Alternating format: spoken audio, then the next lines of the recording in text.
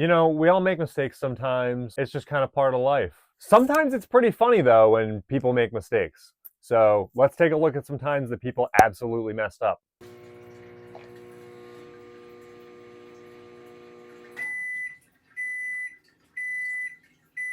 Hello, and welcome to another episode of Soup Saturday. My name is Rek, and we've got another soup for you today. Creamy Chicken Bacon Carbonara. I'm gonna be honest, I don't know what carbonara means. Never heard of it, don't think I've ever had it in my life. The soup smells spectacular. While we try out this soup, we're gonna be taking a look at some times that people have messed up in life and decided to post about it on the internet for everyone to read. Before we get into that, we're gonna try a first bite of this soup. I don't know what I'm going into with this. I'm gonna be honest, I don't know what to expect. It doesn't smell terrible. Chicken and bacon can't be bad, right?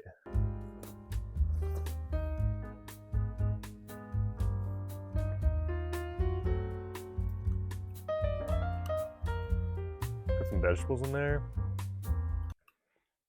All right. I mean, first bite's not terrible. We'll give it that. It's not so bad. Time I messed up, I accidentally got into the wrong car and ranted to a stranger. So just off the bat, I don't understand how people just get into the wrong car, but let's read and find out. So time I messed up in the most embarrassing way possible. I was at the grocery store when my boyfriend called and told me he was picking me up. It was late, the lights in the parking lot were dimming, and I spotted what I thought was his car, a red sedan. I was in such a rush that I opened the trunk, tossed my groceries in, and hopped into the car to vent about this woman who bumped into my foot with her cart. I was mid-rant when I finally looked at the driver, only to realize it was not my boyfriend. He looked just as shocked as I was. I was embarrassed, and honestly, I think I scared the poor guy.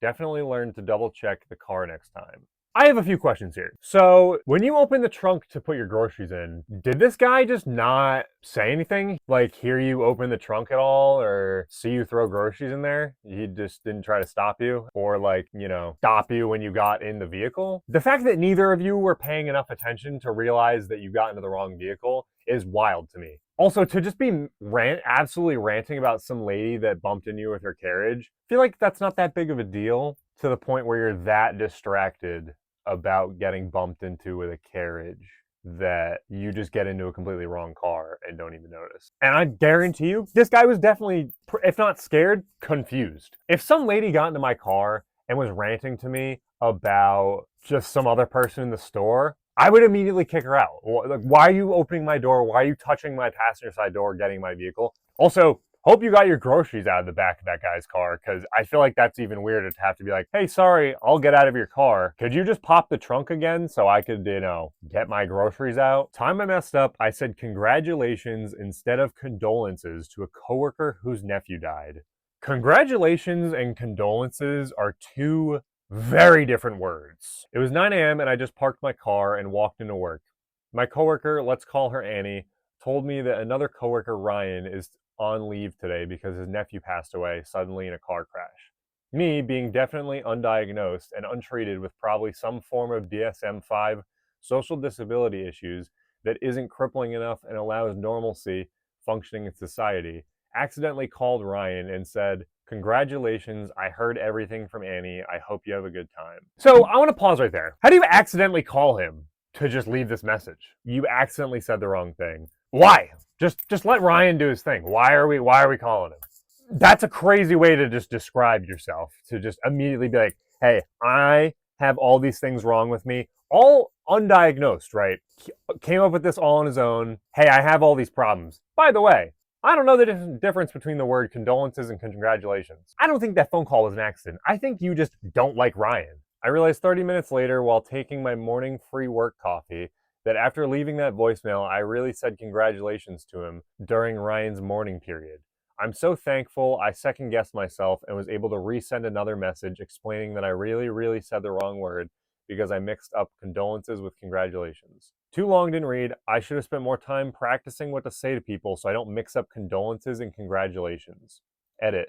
Thanks, guys. I'm learning a bunch of needed social skills from you all. Have you never gone to school? I feel like this is like very basic things that they teach you, just like very base level empathy and just self-awareness that you're rediscovering at this point in your life. I feel like if you have to practice what to say to people maybe just don't talk to people. That just feels like the best solution here because you're just digging a hole deeper and deeper. I wouldn't be surprised if Ryan never talked to you again.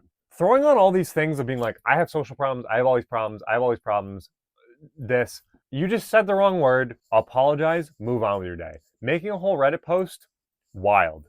Now everybody knows that you just are awkward and weird and just go be alone. That's all I have to say. Hot take, don't talk to people ever again. Soup. Ooh, there's like little noodles in it.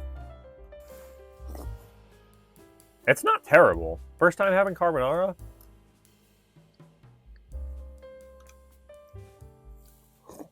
The noodles are pretty fire in this too. Time I messed up by getting a pen cap stuck in my cast, nearly amputating my arm. Did the pen cap almost amputate your arm, or based on how this is worded, sounds like the pen cap is literally sawing off your arm. This was years ago when I was 12, got a cast for a fractured thumb. When it would get itchy, I would stick pens in there, and one day a cap got stuck. Over time, I would get this really sharp stinging pain on my wrist, but didn't think much of it since it would go away quick. I would skate a lot and get sweaty so it would smell. When they cut off my cast, it was full of blood inside and the pen cap was digging its way into my wrist. A foul smell and was clearly infected, pus everywhere. Doctor said if I waited a few days longer that it's possible it would have needed to be amputated. I have a cool scar now. How did you lose this pen cap in your cast and not freak out?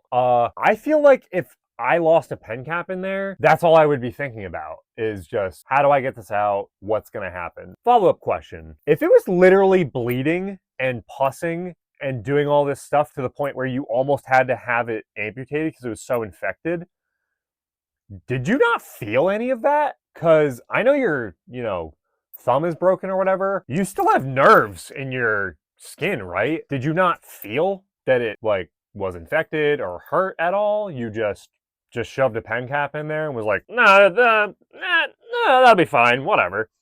Just the timing is lucky. You're lucky that you didn't have to get something serious done. Why didn't you just take it out? Stick your fingers, stick tweezers, anything, something. Take that pen cap out. You're just dumb. This is stupid. Time I messed up by telling a girl I'm a pretty prince. A what? This happened just now. I'm kind of an awkward guy. Despite that, I try to rism with my tism. This is already not off to a great start. I'm in class talking to my classmate about how people think I'm gay.